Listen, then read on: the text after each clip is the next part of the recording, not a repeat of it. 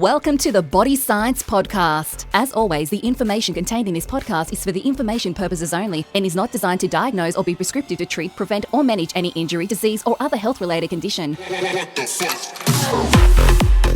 Welcome to Body Science HQ, the world of fit, happy and healthy. And with me, I have two humans that have helped change the landscape of body science recently, in that Joe was kind enough to work with us on a project for his kids at the Wagga Academy. And when I say kind enough, it's a big play for me to talk to you and say, mate, how do we work in this space? What do we do? And I had Dave Hartley, who I want to introduce. How are you, mate? Yeah, good, Greg. I'm going to have a crack at this. Burunggam man. Burunggam. Yeah, Burunggam man. You Close, got it. You close. got it. And here we go, Joe. Oh, God. You love throwing me on the bus, don't you, mate? Wiradjuri. I've got to say the second part too, yeah. Wolgalu. Man. So Wiradjuri and Wolgalu. And it's all part of the learning process. We've got 240 odd years to unlearn things. So it'll take us a couple of minutes to learn the right and correct ways to pronounce our different nations, mate. So it's all good. To everyone out there, I do apologise. Let's talk about the cool things we did. So look, I'll give a little bit of background here if I can. Dave came to me we've done a fair, I'm going to tell him how we met. Yeah, go and do it. So he used to run around the Titans in a little outfit. Yeah. And what was it, Titan? What was he called? There's a bit more to it than that. I know. I'm doing the funny version. Yeah. You're doing the serious one. I was Titus Officius. Titus Officius, that's right. And my sidekick was Aluminium Boy. He was like was awesome. He was like Robin to my Batman, except he was like 6'7" and built like a keg. And we hadn't actually met, but we knew of each other, and you ripped your costume ripped. No. And you needed to get us to sew it. No, what happened was we used to partake in a few beverages back in the day. Yep. And we thought it'd be fun to razz up the Western stand in superhero outfits. And I think management probably wanted us to rein us in. Yep. So I think they asked you guys to do official suits for us. The deal was we couldn't be on the drink and we could be on the field. We ended up getting the sack because my partner in crime still was on the drink. And let's just say, it wasn't pretty. So Choppy Close gave us the sack. Oh, did he? I love Choppy. What a great bloke. He is a lovely man. Yeah, he's shout out to your Chops too. I hope you're going. Oh, you're from where he's out that way at the moment, isn't he? Chinchilla way.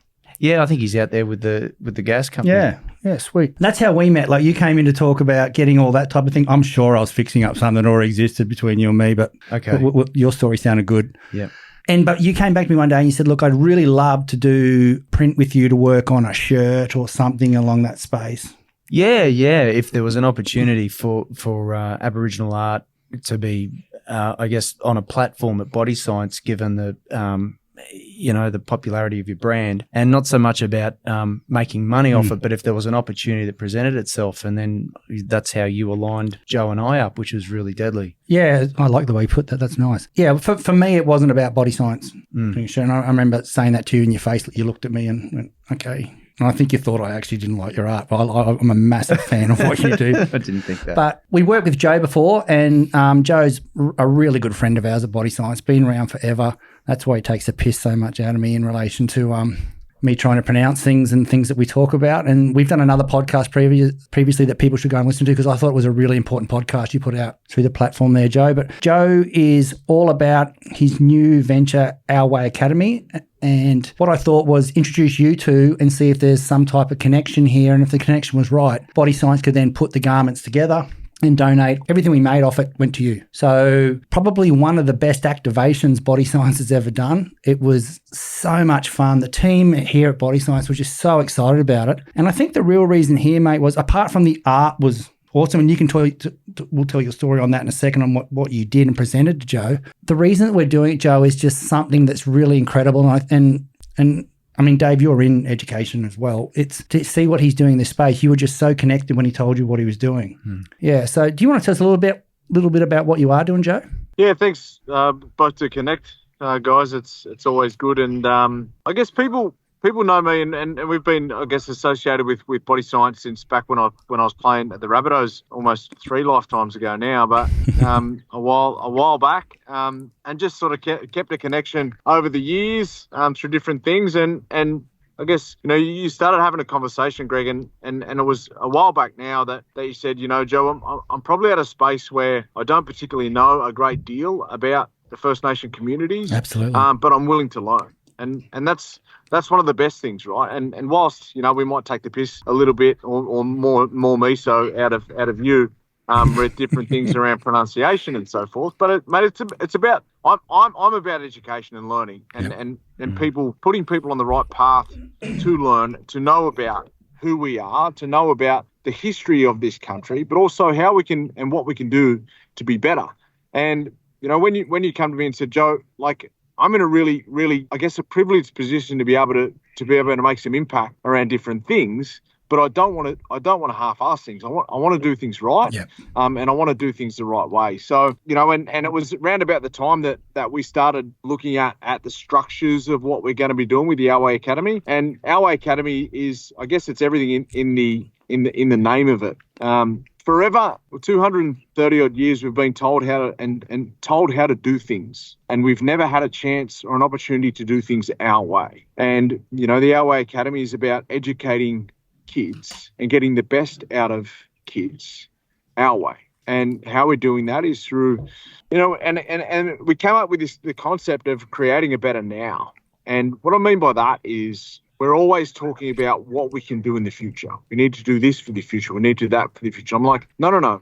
Our communities have the tools to be able to create a better right now for us. We just need to be able to do it. And what we are doing with our academy, it's about doing things within the school settings, and because kids are mandated to go to school, and it's about empowering and giving young people the tools to be the best version of themselves, and creating a better now, creating better right now for their community, for their life, and giving them the tools to be able to do so. I've been in the education space pretty much since I finished playing footy back in 2007, 2008. And I've always looked at it. We're always looking at things from a deficit model, because that's what statistics tell us, right? And Dave will talk to this as being a school principal. The statistics tell us that we are we're less than non-indigenous people on the numeracy and literacy scales, and we're more likely to go to prison than we are to graduate and then go on to university and things like that. Like, and it's about giving young people tools in the younger years of their life. We're not waiting, until they turn 15 and 16, around those challenging years that we all see behaviours happening in communities now. We're about, gifting young people with these tools now, between the ages of 5 and 12, to create a better now for themselves right now, and the ongoing impact and on-flow with that it'll have for our communities will be long-lasting. So we're doing some good things. We're in a pre-pilot stage where I guess we're not a funded pilot as such.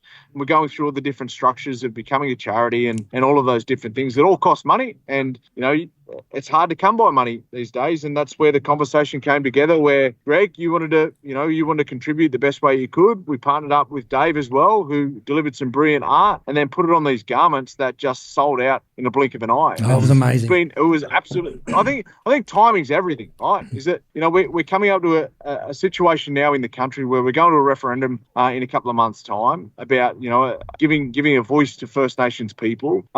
And there's a hell of a lot of non-Indigenous people in our country that want to learn, want to do better, and don't want to be a reflection of our past by our present behaviours. Yeah, nice. So timing's everything, and I always knew that this would be a massive hit. I think I don't know for sure, but I think, a large part of the range sold out in the first 48 hours or so.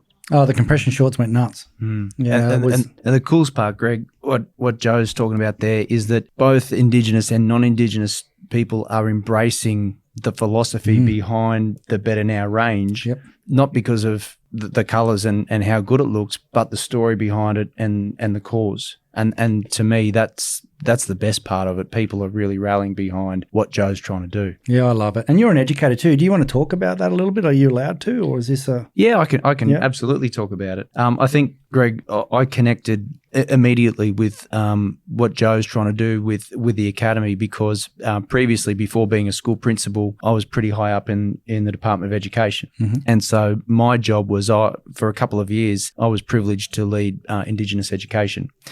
What I quickly found out in that role is, as a bureaucrat, I made a really good principal. But seriously, the amount of funding that goes to non-indigenous organisations to run programs for Indigenous kids would absolutely blow your mind. How does that really happen? I'll tell you how it happens. Yeah. Well, if you think of the decision makers in our country, both state and federal, they're largely white middle-class people that went to white middle-class schools and make decisions generally in the best interests of white middle-class families. So the most vulnerable families in our nation quite often are overlooked. And so when we're talking about the upcoming referendum that Joe's already talked about, it's not about handing over power or anything like that. It's actually about better decision-making around funding education, funding sporting programs, making sure that the right people are making the right decisions for Aboriginal and Torres Strait Islander families and kids and people. And so, that's what I'm very passionate about. So if we vote yes and yes happens, what does that actually mean? Joe, do you want to answer that before I jump in? I think, I can't talk to the absolute finer details of it, but I guess what Dave just alluded to then is that and we're talking about hundreds of millions of dollars. Yeah, it's big dollars, hundreds of millions of dollars that's your taxes, my taxes, everyone else's taxes that goes directly to non-Indigenous organisations to, as we say, close the gap. And what the close the gap is about, close the gap of, life expectancy and health outcomes. And, it was recently documented that a number of those targets are actually going backwards. There are some targets that are on track, and there's some targets that are having some movement, but there's a number of those targets that are actually going backwards. And what we're seeing is that I've been largely in the mental health and suicide prevention space for close to a decade. Is that there's more money in mental health than there's ever has been. There's more money in suicide prevention. The conversations are louder. There's more organisations that get funded than there ever has been. But we're still dying more than ever, and people are getting sicker more than ever. So maybe, just maybe, I'm not the world's smartest person, but just maybe we mightn't be doing things the right way, right? And we're talking about First Nation communities. Is that in some age demographics, we're dying more than anyone in the world, right? From the people who largely lived to an elderly, a longer life, to now having some of the really challenged life expectancy and significant years less than non-Indigenous people in this country, right? So when it comes time to, like we were talking about then with the referendum, I don't know the finer details of it, but it's about a seat at the table to actually advocate for where some of those monies go to, right? And we're looking at, I'm quite amazed we need a referendum to do that.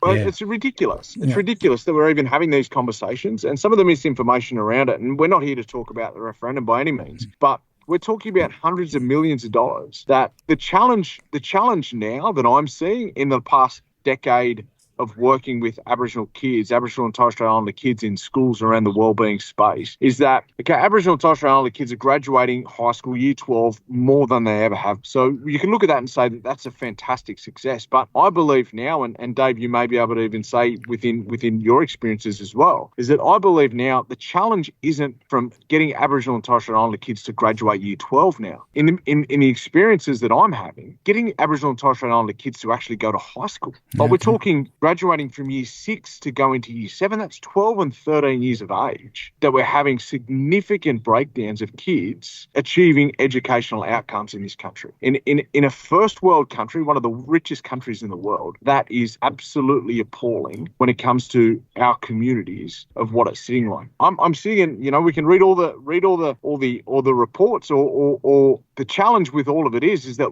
from our community, we have recommendation after recommendation, report after report that doesn't get listened to. So now we have to start to look at different mechanisms like funding our own organisations to be able to get the right outcomes for the right ways for our young people to be able to live happy and healthy lives. Mate, it blew me away when you told me that you weren't funded. I could not believe that, and because I'm like everybody else, I just think there's heaps of funding out there and stuff's happening, and it's making some people happy, it's making some people unhappy.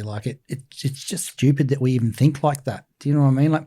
For me to hear, you made a really good point, Greg. Yeah, you made a really good point. There is a lot of funding. Yeah, people go, there's so much funding in the Aboriginal space. There is. It's just not going to Aboriginal organisations. It's going to non-Indigenous organisations. That is so crazy. Now, to put it really practically, if I go into your house and tell you how to live, you're going to say, wake up to yourself, Joe. You have no idea about what's good for my family, because I've lived with my family. I know the ins and outs of my families, and I'll see them grow up, and I know how to get what's best for my family. Yet we just ignore that concept when it comes time to Aboriginal and Torres Strait Islander people. The first people of this country, the oldest documentation of human race started in this country right here throughout the world. Yet we just do not give the tools to be able to let Aboriginal and Torres Strait Islander people have our own self-determination with growing and living happily and healthily like everyone else in the country. Is it bad that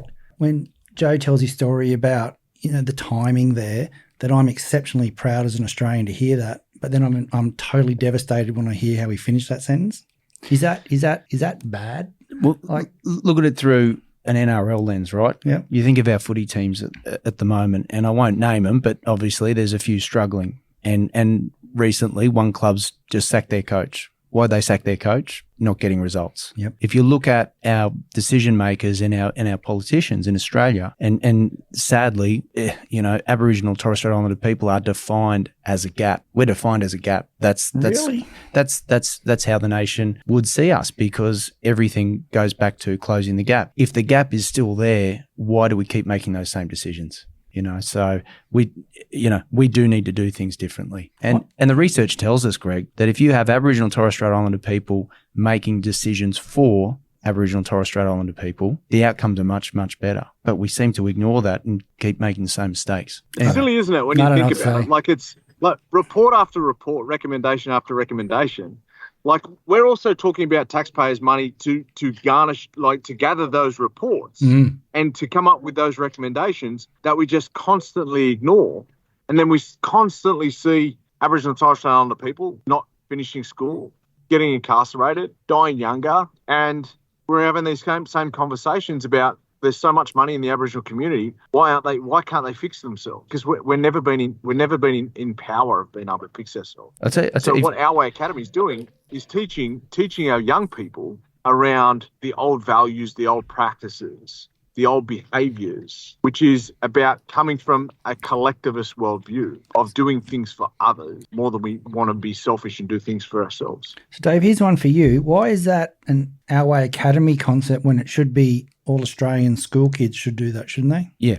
Or am I stepping over the line here by saying that? No. If the resourcing was there to do that, it would be done. But that takes balls to do. That takes courage from a politician to say, right, we're going to put money into this program to achieve these results. And it's definitely around engagement in school, attendance in school. More importantly, I think, and this is where I really connected with Joe, it's about well-being. So it's about the well-being of the individual child. So, you're not going to define individual kids' success by getting an A or a B or getting their homework done. Quite often it's about, hey, this kid's got a full belly full of breakfast and he's rocked up to school. Yeah, good okay, point. well, that's a start. Yeah. Okay, and he's actually excited, or she's excited about coming to school because they've got a day of learning that they're going to really engage in and they like their teacher. Yeah. That's a good start. Yeah, good point. Mate, talking about the gap, the word you used, how did the All Blacks get around non-Maori families doing the haka?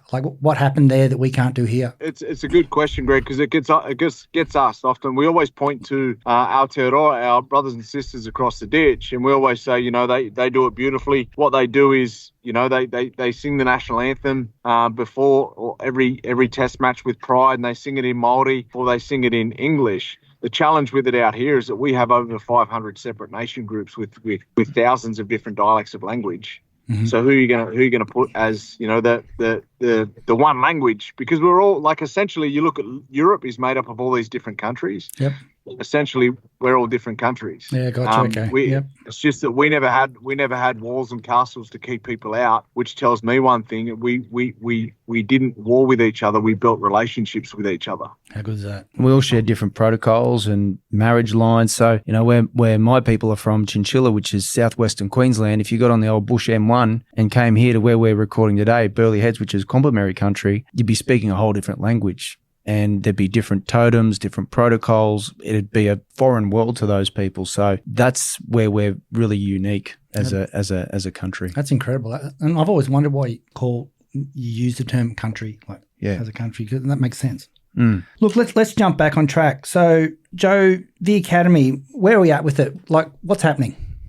Yeah, we're actually in a school now. We've been in a school all of this year, and it's been, so the first semester was quite good, and about just building relationships in a school that's it's having its challenges. Like, again, probably Dave would attest to it. A lot of schools and young people are having challenges around different things in today's modern world.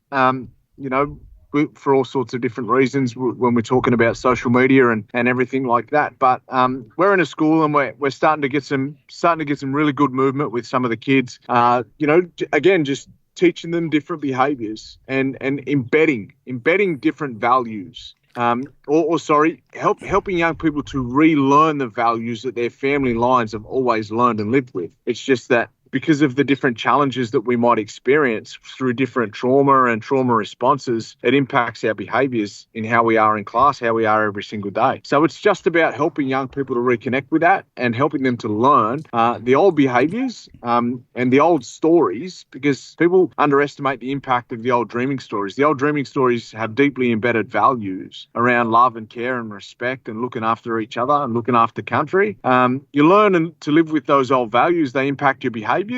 And then, we start to, behave a little bit stronger and better within our communities. Mate, how did you actually get that started at a school that in a institution-driven process that doesn't get it? Like, how did you beg? Did you knock on the door? Were you already doing some mentoring in that space? I actually went to a school first locally, and they turned me away. Mm-hmm. They turned me away because, I guess, of the different understanding and concept of what trauma is, without actually understanding that everybody experiences trauma in different ways. It just impacts us all differently.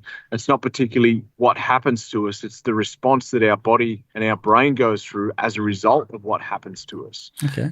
Now, different communities and different schools are impacted in different ways, just like everyone. So the first school that I went to, and I won't name the school, but I had some personal connection that why I wanted to go to that school. They actually turned me away. It was probably one of those things where it was, one door closes, another one opens. Yep. And then the school that I'm at now got on a new principal, and they heard what I was doing and said, Joe, would you like to come over and work with some of our kids? And we've been there now for a few months. How cool is that? And having some impact. Yeah, having some impact with it, which is pretty cool. It's pretty cool to see, and where, like you got to understand, some of these kids, are challenged in different ways, that they push a lot of people out, or a lot of new relationships away because of for different reasons. It's always hard to get in the front door with some of these kids and build relationships. So for the first few terms, it's just about building relationships. Brilliant, beautiful kids. About understanding different things and different behaviours, and once you understand trauma and the responses to trauma and how it impacts our behaviours, you can't ever judge someone. You just need to treat people, and especially young people, with the most empathy and love and connection that we can. And we're having some good results with what it is. So this year is about just sort of trying to start slow and gather some data to be able to then, hopefully scale what we want to do. Yeah, I love it. And that's the cool thing about you allowing us to embrace your art in this space. And Joe made it very clear to me, we're not a charity, Greg. Like, that was just said over and over again. And it wasn't about that. It was about enabling some funds for you to do the basics, like buy paper, buy a computer, whatever it is. It was never about, a charity event. And that's why I really thank you, Dave, from your side, because you could have very easily said, oh, look, I'm going to do this, or my process is this, or whatever. But what I'd really like to touch on, where I'm going with that big long-winded story, is I'd love you to tell your story of about what you presented, like the art you presented, because I think that's one of the things that really touched the team here at Body Science when they read that. Because I'm always talking, let's do this project, let's do this. Like, I do a lot of that type of thing in this business, and it's always, oh, here he comes again, quick, don't make eye contact. But with you, when I went straight out and said, read this, and everybody just said, I'm in, what do you want done? And even our PR person, shout out to Mel, like she did so many overs above, what we funded in that space with our body science relationship with her. Brand at PR, she went over and above, like what she created with us. That was brilliant. Unbelievable. And she was on our books for a part of that, but after that it was 100%. She just went over and above, and I've got to shout out to her because like the team here, Cody and everyone, Chloe, who really drove this, just passion, like the passion behind it was awesome. But it all came from what you sent across on an email to me, like, hey, Greg, here it is, and what do you think? And I'm just like, wow, why is he asking me what I think? This is awesome. Thanks, man. Thanks, Greg. The whole team was really deadly through the whole process. The artwork, I do my own personal art as a form of therapy for mental health. I do corporate stuff as well if people ask me. I don't generally put that out there, but I get asked a fair bit. When I connected with Joe, obviously I know Joe from being a rugby league tragic. Yeah. I knew Joe's name. Went and did a bit of research around, who Joe was, what he's about, what he's doing, apart from the yarns that I had with Joe. And I guess one thing that immediately stood out to me, and you get this, Greg, is Joe's a leader. And people can learn leadership, but most often I think most people are born with those genetic traits of being a leader. And so when I read about Joe's journey and had a yarn with Joe about what he's been doing over the last few years, mate, this guy has just moved mountains in such a short space of time. And I say that with that experience that I've had around trying to privilege and put Indigenous organisations on an equal funding sort of platform. But the fact that Joe's got the balls to go and do what he's doing, I thought that's a story that needs to be told. Yep, nice. So the symbolism within that art really tells the story of Joe being at the middle. And it's not Joe's the man. Joe, and I think Joe, to be fair, Joe, with all due respect, probably got a bit self-conscious about it, saying, I don't want this to be about me. And I had to pull him up and say, well, brother, this is actually about your leadership, and it needs to be captured. And so the symbolism in that piece of art really talks about, Joe's travels, where he's gone, who he's yarned with in terms of elders on different country around Australia, and then the impact that we're having on each individual Jarjum or kid. We call them Jarjum. Jarjum up here in Queensland. Joe, what do you guys, what's the Koori mob say? Wurrais, yeah. Yeah, right. Like that's what I always grew up with. Yeah, for little people, younger people. Yeah, I've heard, and once I guess it's collective terms. Once you hear of the term Jarjum, they're talking about kids. Yeah. And for us mob down this way, if you talk about Wurrais, that you're talking about kids. Yeah. Yeah, and so if you go back to that art and have a look, you'll see that sort of the border of that artwork will be people sitting down in a circle yarning about what they think is best for that Jarjum in the middle, and making sure that little person or that young person is well cared for the right way. So that's, in essence, that's the sort of spirit of that piece of art. A little side note, I had to go back and change part of that because I was so caught up in doing that art. I was really happy with how it looked, and Joe loved it, you loved it, and then we sent it to Sheepy, and he did the paste up to see what it looked like, and it looked like a big dick on the compression. There was part of that looked like a dick. We had to change, so it came out really well in the end. But I'm glad we changed that. And that's a connection of piece to piece, like front to back. It was the way that it was sewn together. It wasn't intentional. And then when I come back, I said, guys, I think we're going to have a look at this. It's we're a kids academy. What we need to do is making things, making things that everything looks above board and safety as paramount for everything. So it all come together, and it was really beautiful by the time, and obviously it showed with that. And as I said, timing's everything. I think, non-indigenous Australia are at a place now where we go, wow, like they saw the campaign, they went, I want to be a part of this, and it went bananas. Yeah, I got to be honest, Dave, and for you, Joe, when I saw some of the best athletes in Australia proudly running out in that kit, I went, wow. And then when, I think it was a surprise for you, we didn't tell you that it then became signage around the ground on the digital signage. Yeah. That was like something I've never seen. I've seen quite a few people do something similar since, like there's been a few rolling parts in sport from some other organisations, but I was just absolutely blown away.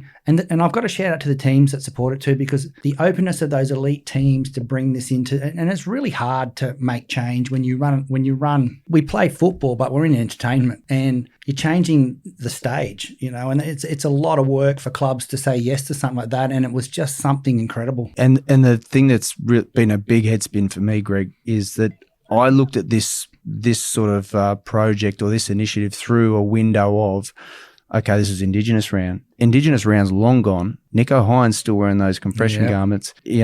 Regan Campbell-Gillard, I know he got suspended, but he's still wearing those, still wearing the shorts. Like there's Josh Rapana. He's wearing them. Like there's so many players still wearing them. I'm thinking, wow, this is, and then I've got people knocking on my door every week saying, hey, where can I get a pair of them? Or, they're all gone though. Yeah, they are looking, and that was Joe's call. Joe said, let's do a number and that's it, because we want to make this really impactful so that we can do it again. Yeah. Because, if you leave something on like that, it eventually tails and things die, and this is not about something dying, it's about something growing. And I'm really, really excited that the community, like the sport and fitness community, got behind this whole campaign in body science, where we just put aside everything we were doing to focus on this. And I'm really happy that we're cutting Joe checks now, and all types of things are happening, and we're going to make change. And I love that, Joe. And that's what it's about, right? Like it's about actual real change. Like we go back to the comments that we were talking about earlier, is that there's more money than ever that's going into closing the gap, and there's targets that are going backwards. And I don't mean to get political again, but targets are going backwards and targets are not meeting to where they should be. But we're talking billions of dollars that are going into this space. Like if we can get a small amount that goes directly to organisations on the ground, we can put that money to exactly where we want to put it to be able to have the sustainable change within our community. Because I know what's right for our communities. Yeah. Right? I know, just like what's right for your families. Like I know the change that we can have in different communities, and what we want to do once we scale our way is be able to branch it out and build these little communities within everywhere that we're going and everything that we're doing, to be able to create some sustainable change to empower young people to be the best version of themselves. I love that, mate. If somebody out there is interested in getting behind you, how do they get in contact? One of the cool things about all of this, Greg, is that like this money that's going to be donated to our way is going to be used to build a website. Yeah, that's We fundamentally can actually do those sort unreal. of things. Yeah, well, we haven't been able to do that. Yeah, like because it's more or less just myself and our board that's just growing this little idea and this dream that's been there for probably 4 or 5 years now. But now that we've got some cash coming in the door now to be able to do these things and create some good resources to be able to actually tangibly see some change with the young people, on the ground. So right now, our website isn't built. Our website isn't built as yet. But we've got our domain name and we've got our Instagram handles and things like that. So I'm, to get in contact with me personally, I'm just at Joe Williams _TEW, or there's our way _academy, which is, again, with something that we're growing and something that we're building. And we're creating something pretty cool here for local communities. I've got a question for Joe, if that's all right, Greg. Yeah, mate. Joe, when you were playing first grade for South Sydney, did you have any idea that this was an avenue you were going to go down? Did you have an interest in that, or how did talk us through that? I always had an interest. Forever, I wanted to be a school teacher. Forever, I was actually, when I was driving to where I am now, I think I remember the very first internal conversation I had with myself when somebody said, "What do you want to be?" And that little spark said to me, "I want to be able to do something to empower young people."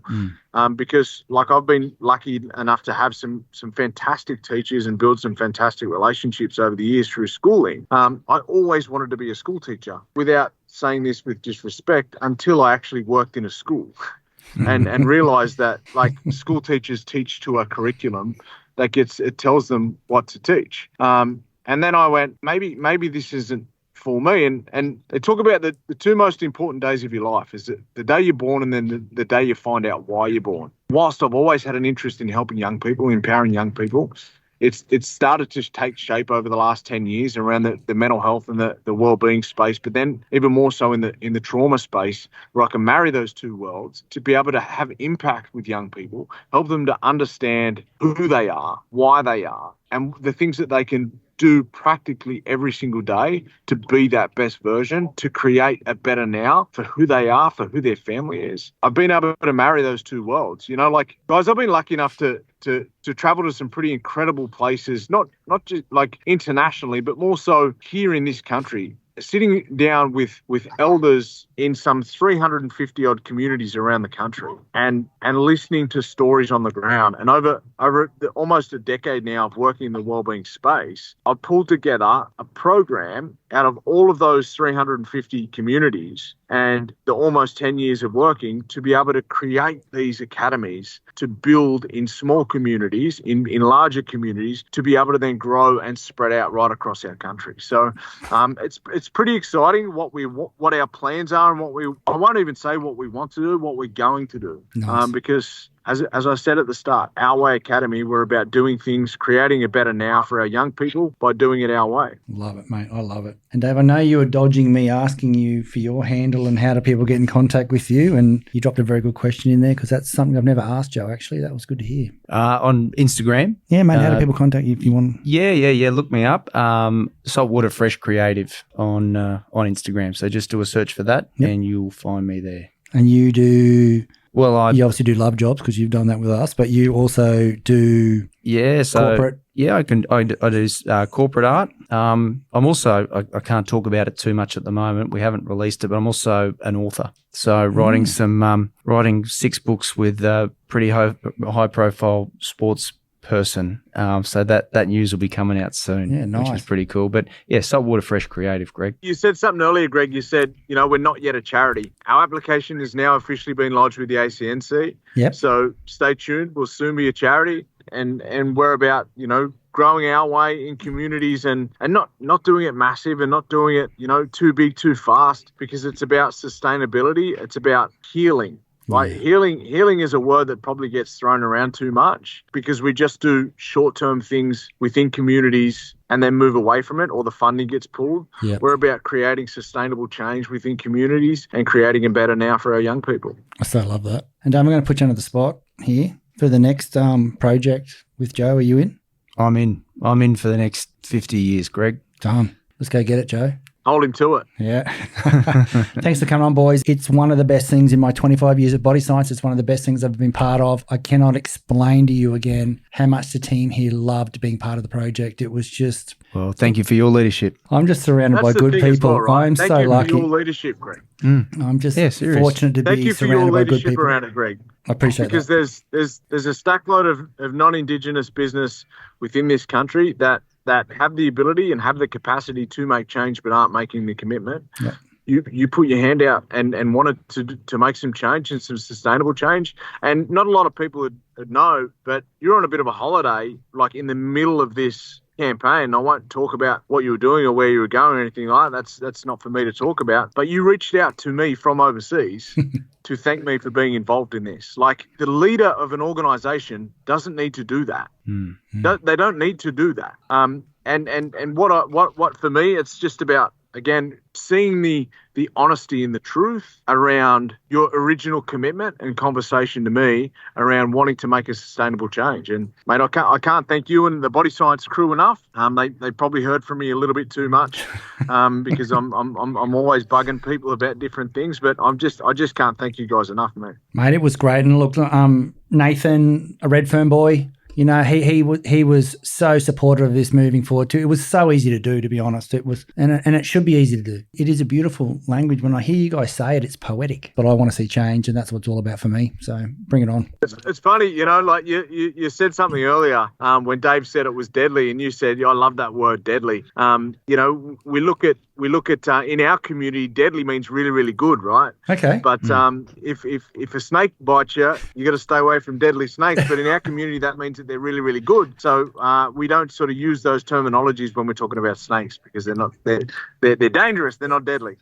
There's some good advice. Thanks for coming on, boys. I can't wait to version 2. Let's go get it. Thank you, Greg. Thanks, guys. Thanks a lot.